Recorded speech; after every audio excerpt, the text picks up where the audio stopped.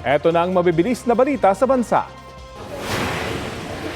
Sumiklab ang sunog sa isang residential area sa barangay Moonwalk sa Parañaque kahapon.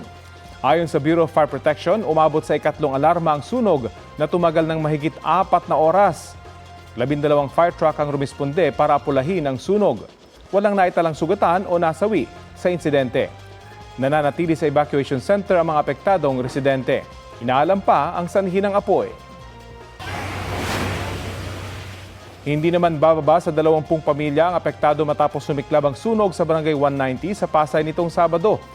Ayon sa Bureau of Fire Protection, walang nasaktan o nasawi sa sunog. Tumagal ng halos 2 oras ang sunog bago maapula sa tulong ng 30 truck ng bumbero at fire volunteers.